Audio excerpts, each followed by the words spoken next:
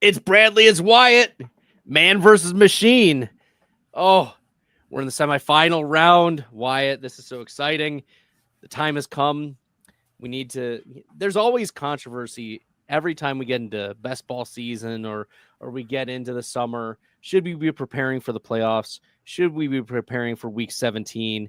We're now like in this awkward prepare for week 16 situation, the most forgotten of weeks, because it's semifinals week. You either make the playoffs and you care about that, or you make it to the championship and you care about that.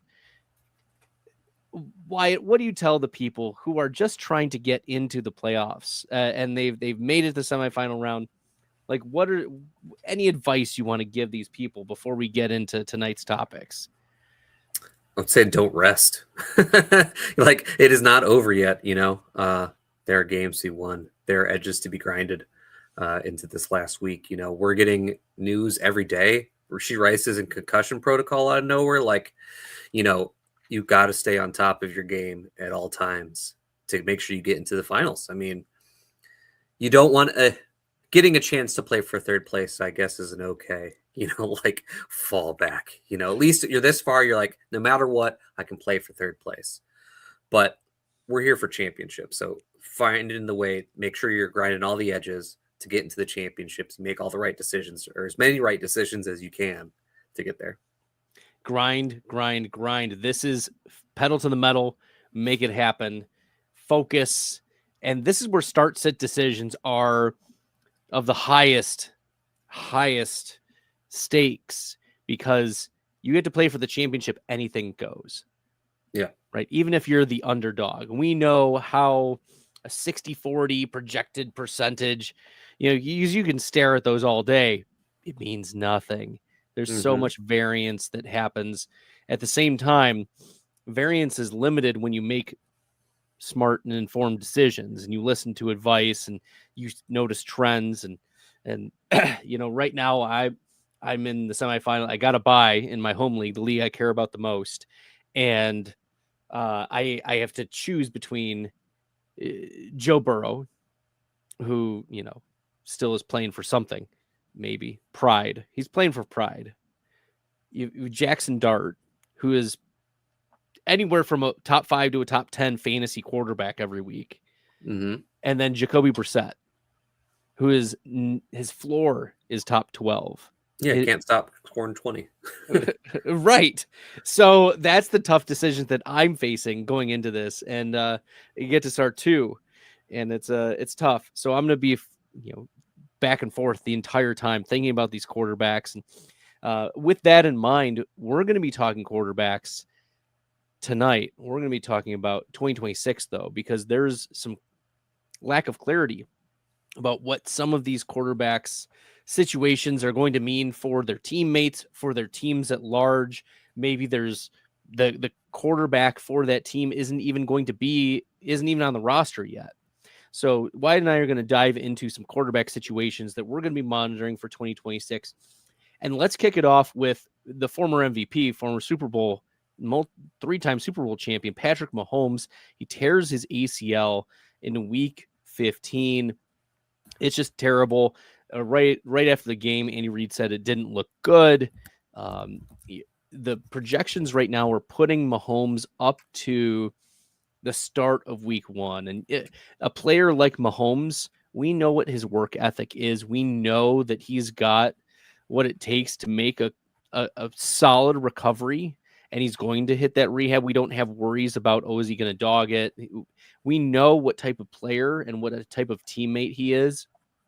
At the same time, like a 9-month turnaround, it's still pretty aggressive. Like we saw Joe Burrow tear his ACL a couple years ago in the middle of the season. I think it was like week 9 or 10, somewhere around there. It was a mid-season ACL tear, and he did make it back for week 1, but it was right up against week 1. And we saw Christian Watson, you know, who is more of a skill player than Mahomes. Mahomes in the pocket. It took him half the season to get back after tearing his ACL in the last week of the season last year. So it seems like Maybe Mahomes can make it for me week 1. What is your initial vibes for the Patrick Mahomes timeline? How should dynasty fantasy managers be approaching this? And if Mahomes is not ready for week 1, is there a clear-cut contingency right now for the Kansas City Chiefs? So this was a really interesting one. It's also not just an ACL. I believe it was the LCL as well. It was 2 ligaments. Also interesting is that he's already had surgery, which like surgeries normally don't happen that quickly for things like this. Normally it's like a couple weeks later they actually get in there. Now I could be talking out of my butt here as I say this because I'm no medical expert, but I believe that's because of swelling and things like that. Like they have to wait for it to come down a little bit before they can actually get in there and do the surgery properly. So I'm taking surgery happening already as a good sign. I don't know how good of a sign. I'm just weighing that in a little bit at this point. You mentioned how like Joe Burrow came back for week 1 after tearing his ACL a little bit later into this, or like midway through the season or so. Definitely earlier in the season than what Mahomes did. And I don't know if people remember, but like when Joe Burrow came out, he was pretty athletic and ran like a decent amount. Like that was one of the things we were excited about when he was a rookie because he tore his ACL during his rookie year, if I remember correctly. And when he came back from it, he was not running much at all. And he still doesn't run all that much. Like he will in some high leverage situations where he feels like he needs to, but he really doesn't run that much anymore. One of the things that we loved about Patrick Mahomes this year is that he's been running more than ever.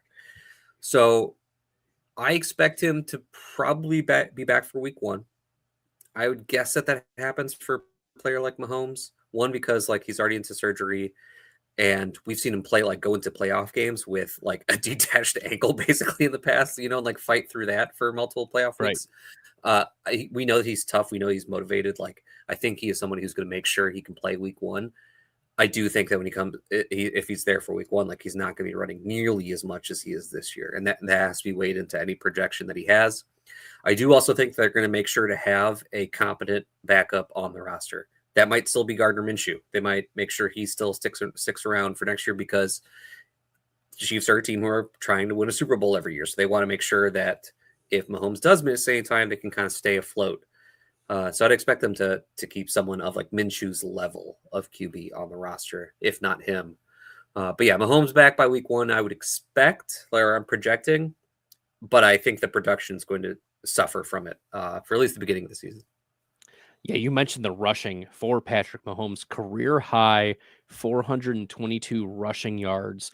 And you're like, but Bradley, like 422. Yeah, in 14 games. He's played at least 14 games in every season since 2018. And his previous career high was 381 rushing yards in 17 games. He also has 5 rushing touchdowns on the season. Again, a career high. So his fantasy points per game, number 2 right now. And he's finished 3 other seasons as at least a top 2 fantasy points per game quarterback. But I hear you. It's probably going to go back down to, cut that in half, like 200 rushing yards in the season.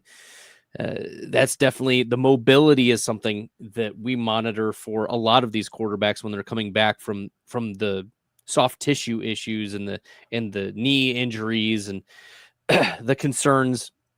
So he may have to stay in the pocket, which might be good for the Rashi Rices and the Xavier Worthies of the world if it's Mahomes just staying in the pocket throwing you the passes.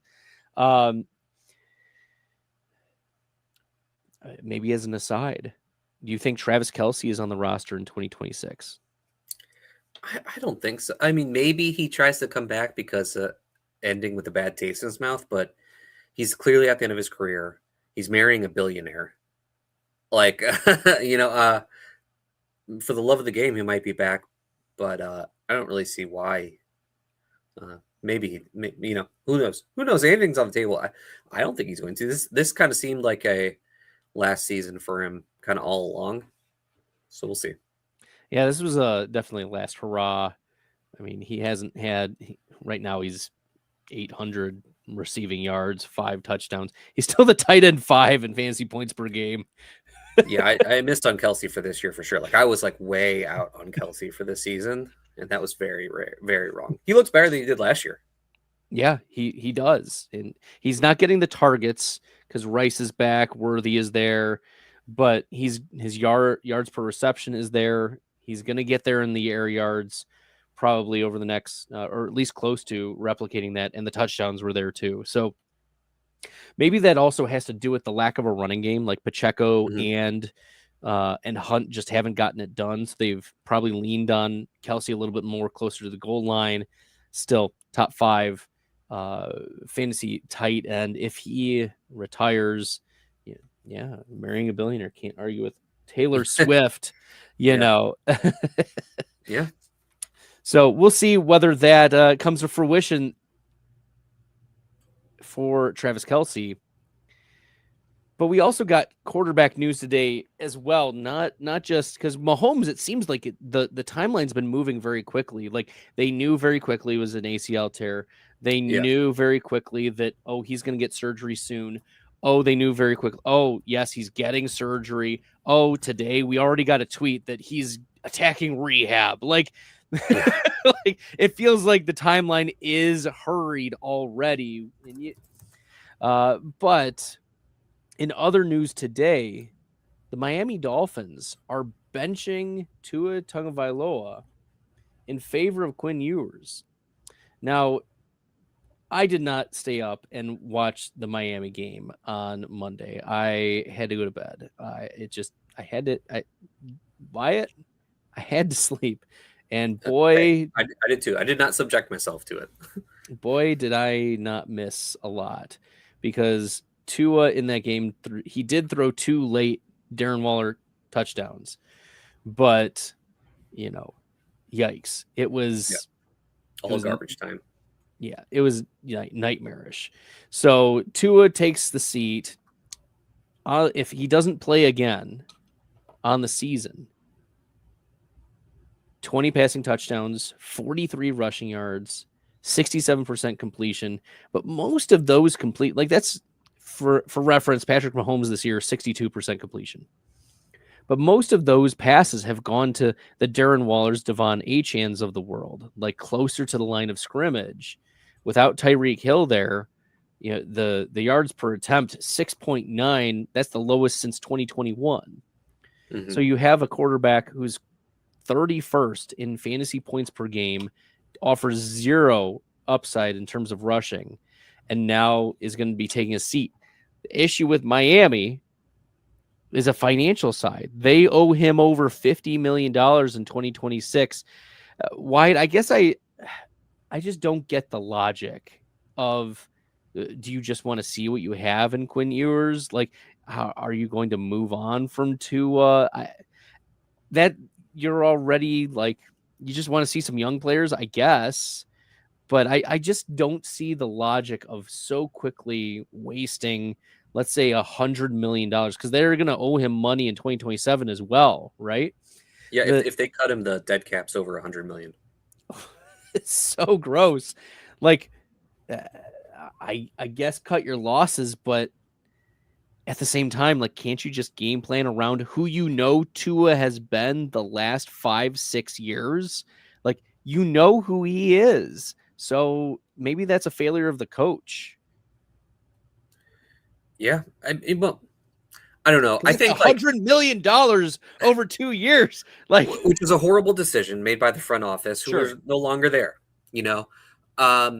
So Tua entering the NFL, he wasn't not physically gifted, but he certainly was not the most physically gifted quarterback to begin with. And I think all the injuries and everything that's happened to him have really sapped away his athletic ability. And especially the lower body injuries he's dealt with, like the hip injury that was really bad, which you need to be able to drive the football. And he already didn't have the greatest arm strength.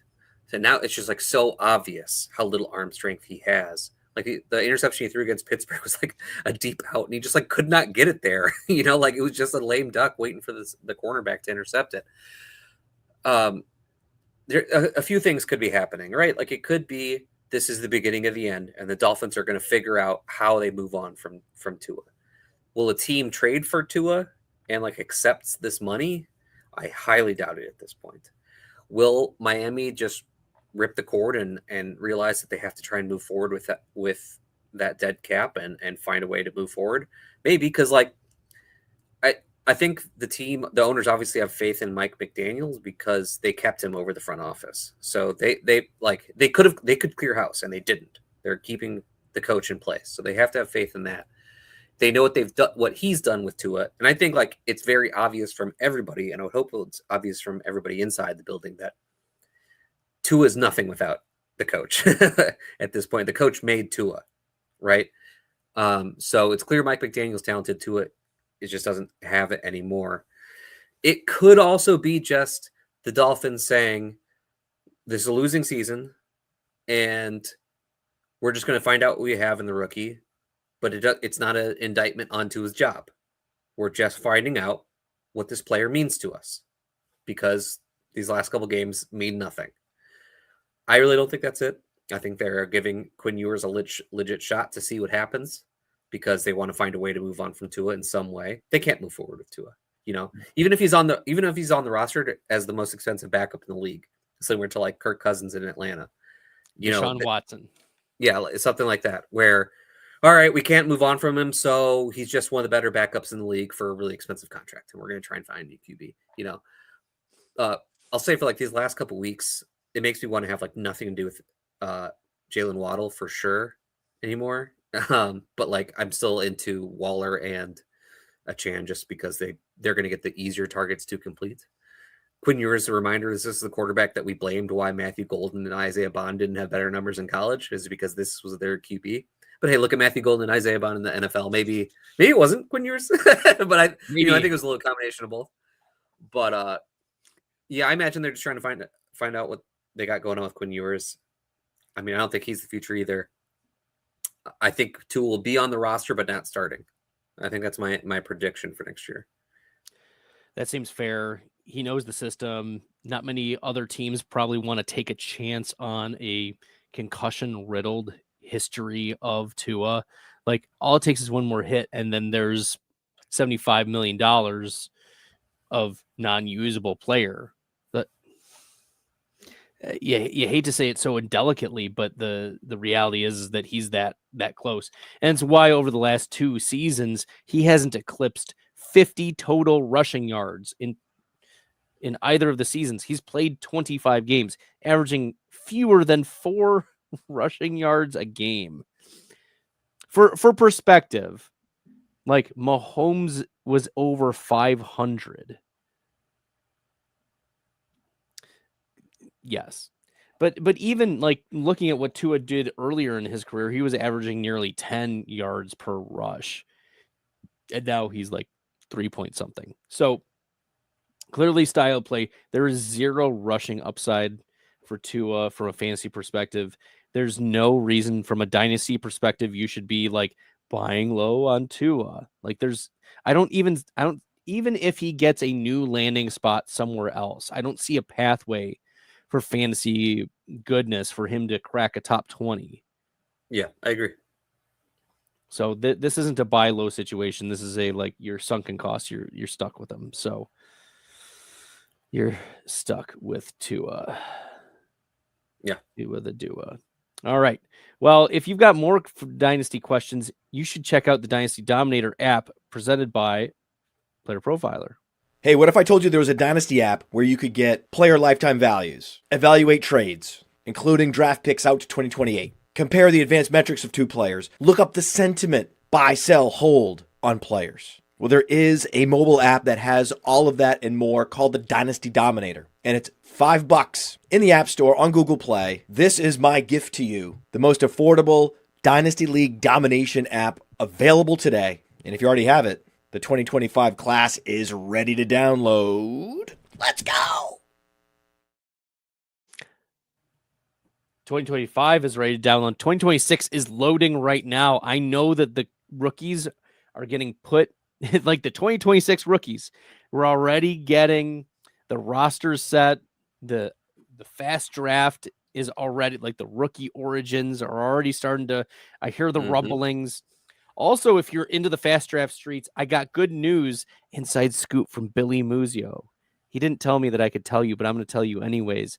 It sounds like Michigan might become available here in February or March of 2026. So good for you. Yeah, this is excellent. This is great news. I don't need to sneak down to Ohio every time I want to play in the fast draft streets. So this is great news. But the rookies are coming up soon. We're almost into 2026. We're 2 weeks away.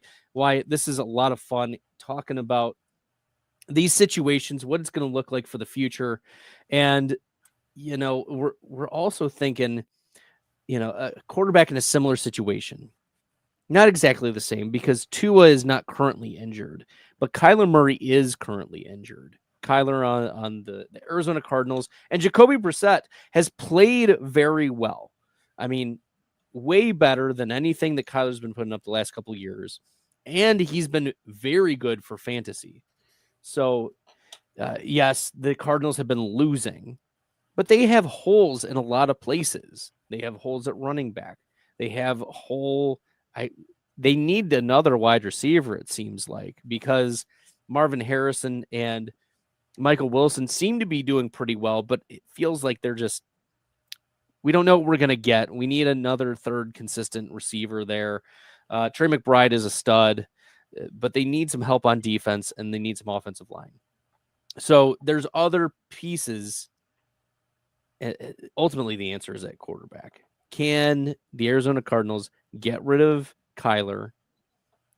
Or do you think they'll move forward with Jacoby Brissett as the starter, or is he a bridge in the future? How do you envision this Arizona Cardinals quarterback situation panning out for 2026? Do they target one in the draft, or is free agency and competition between Brissett and another quarterback a possibility? First off, I think Jacoby Brissett might be like the best tanking quarterback possible because he can't win games, but he gives you a watchable product week in and week out, like an exciting product. Yeah, that's fantastic, right? Like this is exactly what the Cardinals will probably want at this point. I think Kyler Murray's probably gone. That does seem like a situation that went south.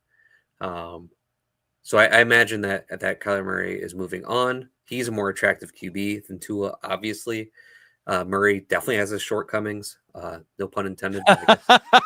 But he's shown like this past couple of years that like as a passer. Hold on. That was an awesome pun. His shortcomings. Thank you.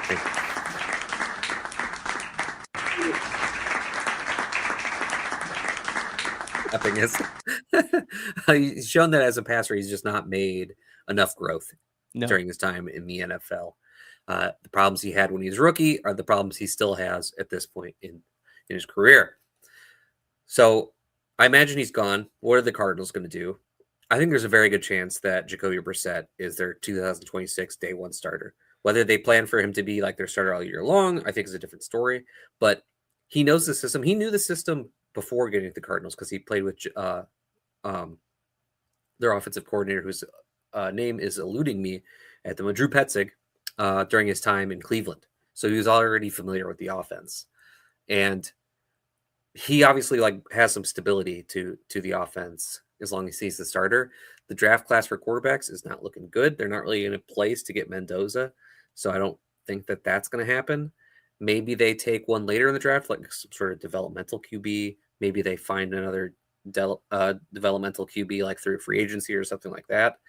It could just be a bridge year. Like we don't actually see that all that often that much anymore, like actual full bridge years. We see a lot of like half season bridge times with QBs where they're waiting for the QB in the wings. This might be a full on bridge year for the Cardinals next year as they kind of figure out what they're going to do in 2027. But I think Jacoby Brissett's going to stick around. I don't think Kyler's going to be there, and I don't know what they're going to do after that. But I feel confident that Jacoby Brissett will be around. How about this, Wyatt? Here's just what percentage would you give to Kyler Murray moving on from football entirely and then going to baseball? Because the Athletics still hold Kyler Murray's rights because they drafted him back in 2018. Right. and he was a first round pick in that draft. And with all these questions, and maybe a team isn't interested in trading for him, it may be an easy way for him to just retire and disappear and go play some baseball. What percentage would you give as a chance that Kyler Murray, who's only, wait for it, 28 years old, like baseball players are in their prime until they're 33. Like all he would need is probably a year to ramp up, and 5'10". I mean, Jose Ramirez is what, like 5'6"? Yeah. Yeah, like athletically, you have like no concerns for him like going to play baseball, right? I think it would take a lot of work to get back up to like batting speed, like getting back in tune with MLB pitchers and whatnot.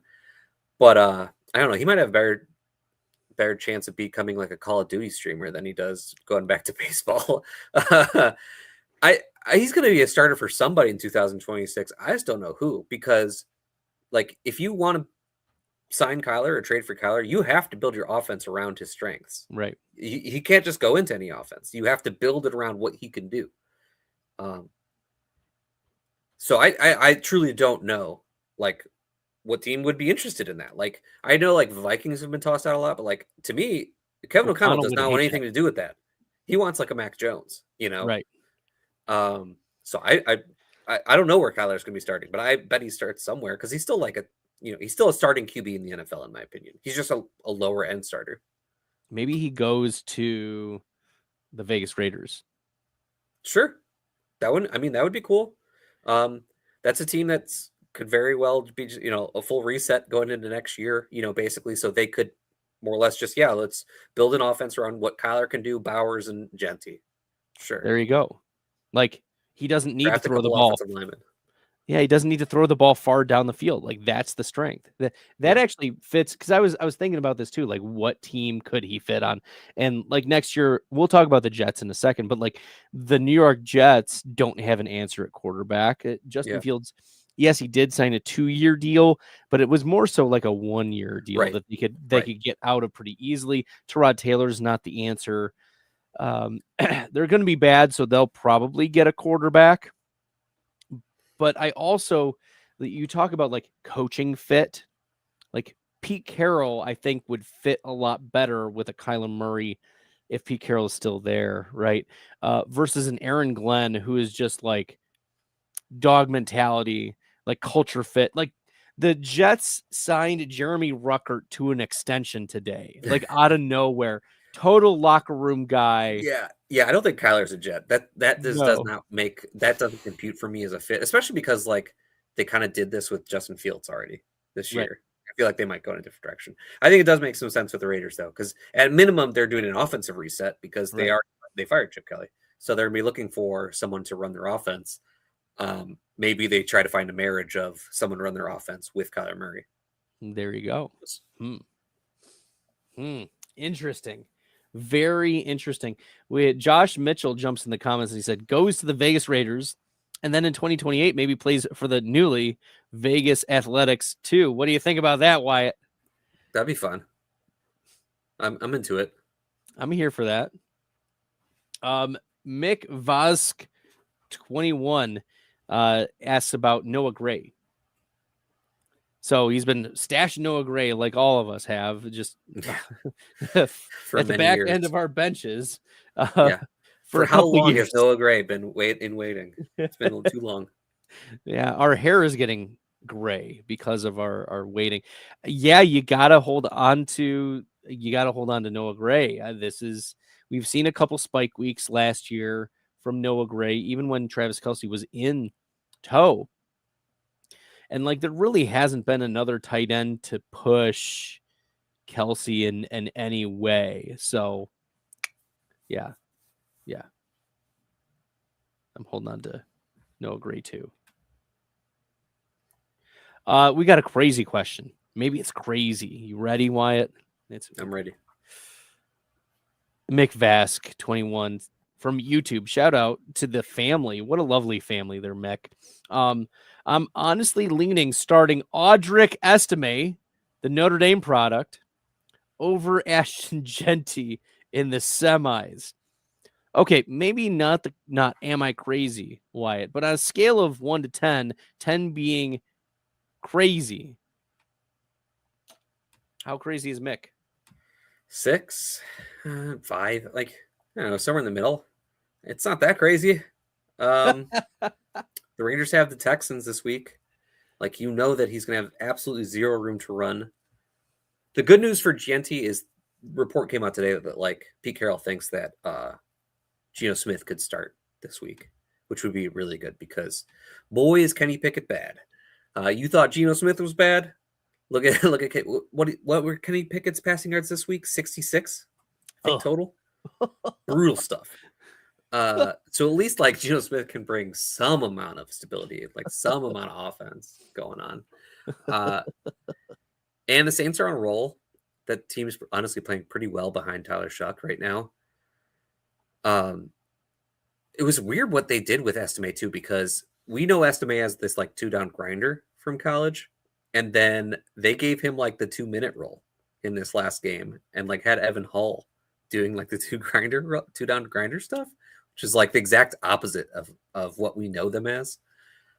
I just say you're a little bit crazy because I could not physically move Audric Estime into my starting lineup, putting Ashton Genty down onto my bench. I'd rather just hope that Genty gets his like 10 carries for 30 yards and catches like 5 passes for another 30 yards and take my lumps with that instead of like watching Audric Estime go for 20 total yards or something like that. And we're like, oh yeah, it's Audric Estime. Oh my gosh. Look, I have as much Notre Dame bias as probably anyone you'll meet. I will root on the Michael Mayers of the world. Okay. Free Michael Mayer. I will keep saying free Michael Mayer.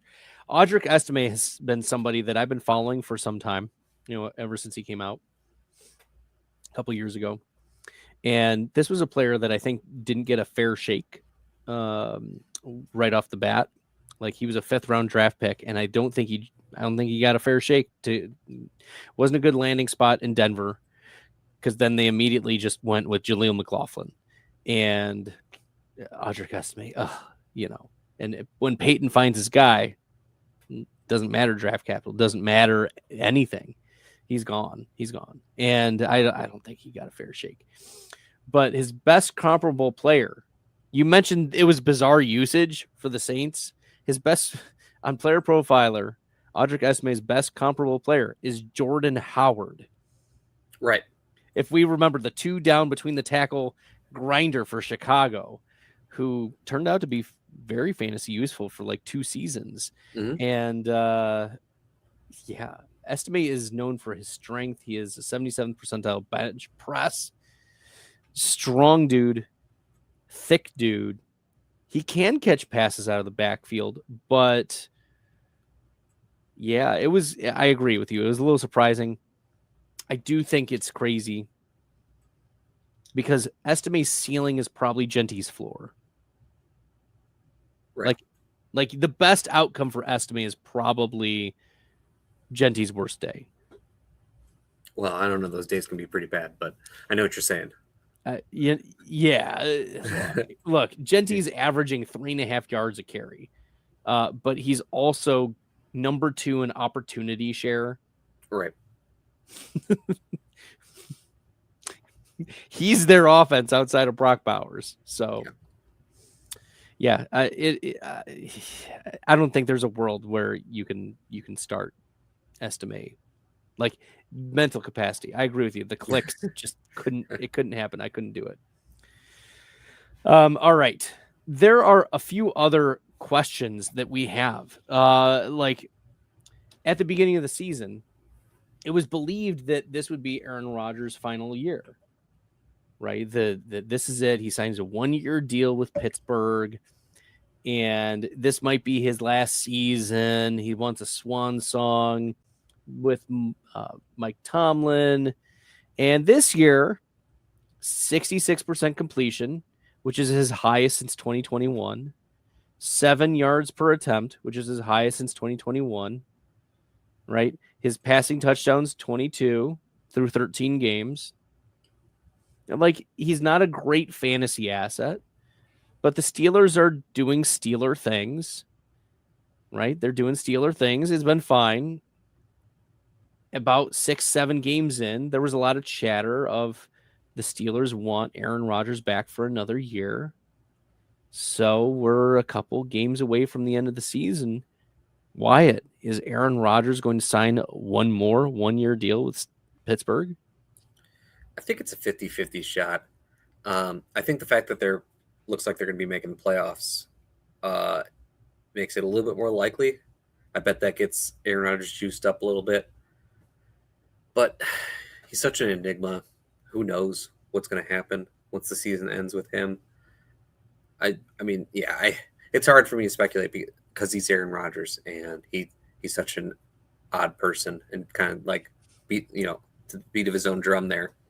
So I really don't know what I thought for sure this was going to be the farewell tour for Aaron Rodgers, but things are going well.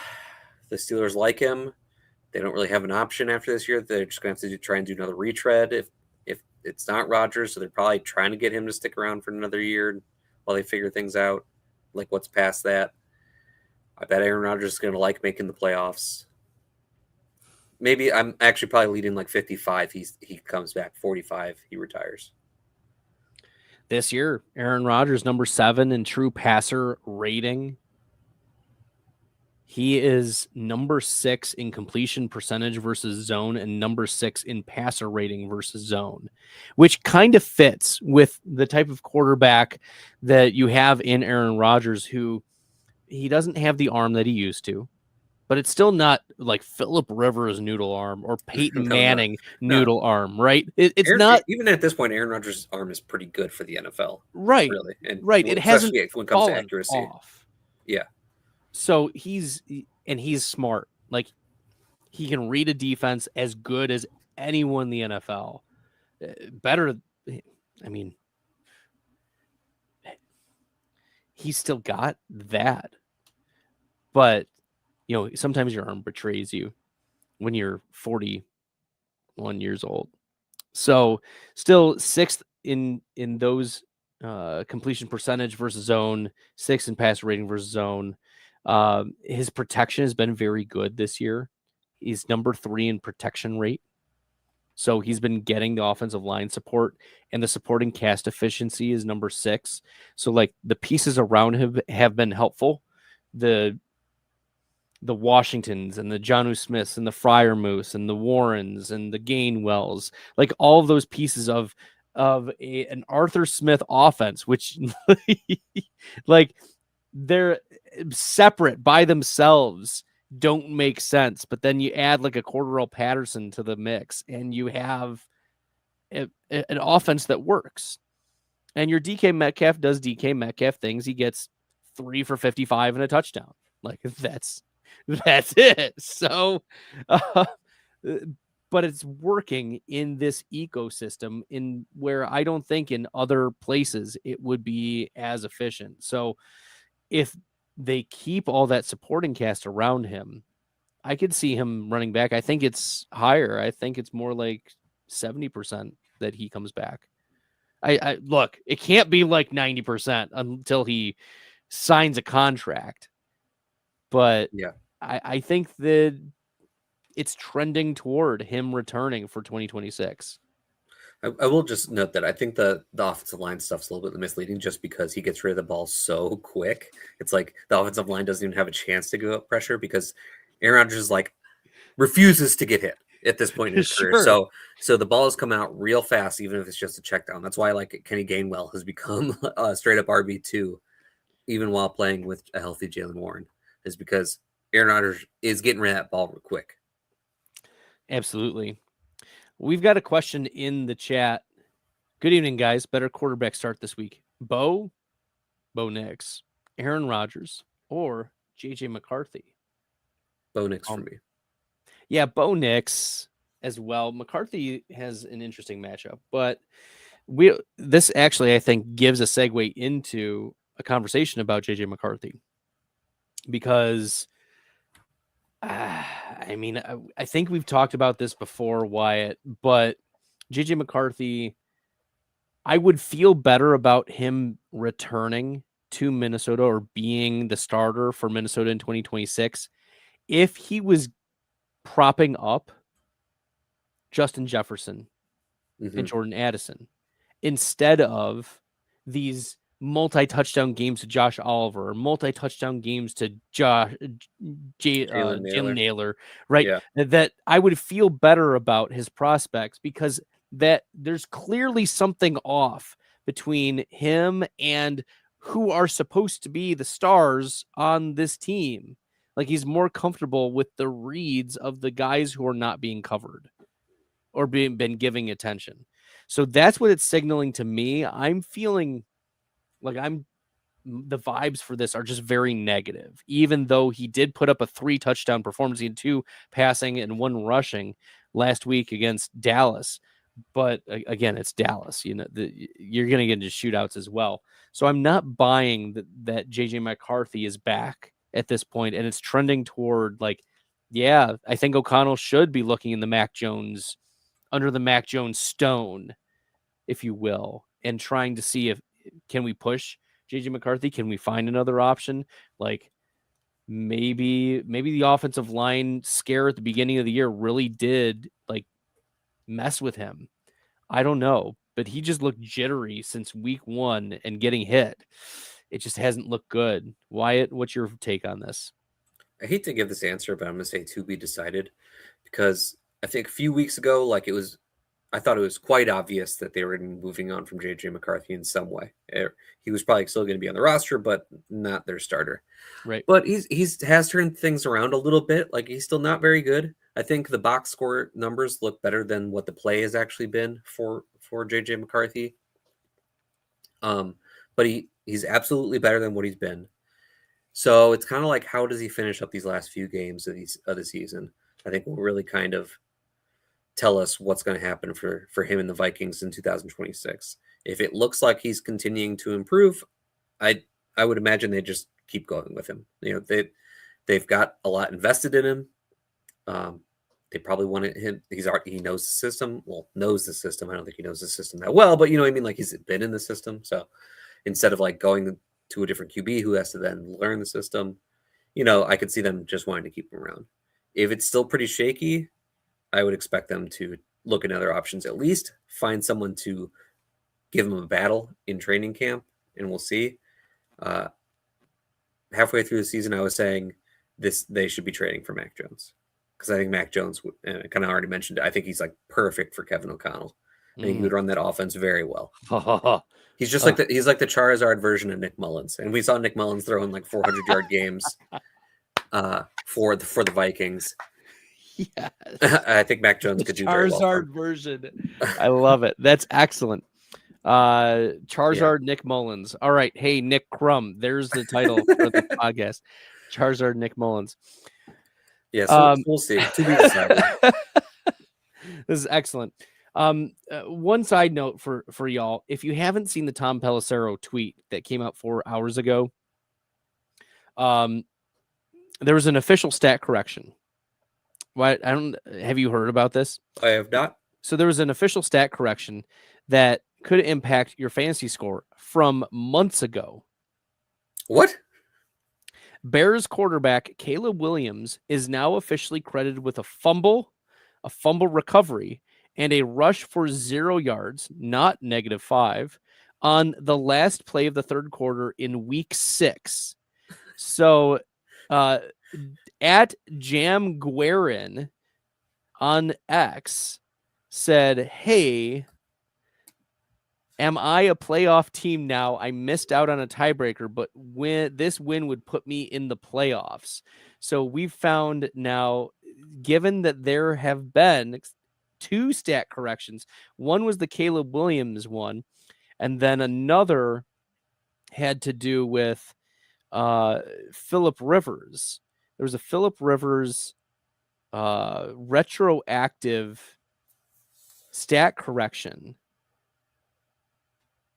that is wild stuff.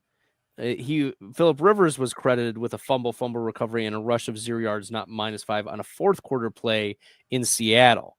So check the stat corrections, people. You never know if you might now make the playoffs because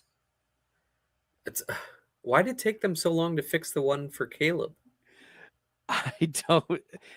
Here's my guess is that they looked at this Phillip Rivers play last week and they said, oh, crud, this is the same play from before. This was not correctly done. And so they retroactively went back and changed the stat.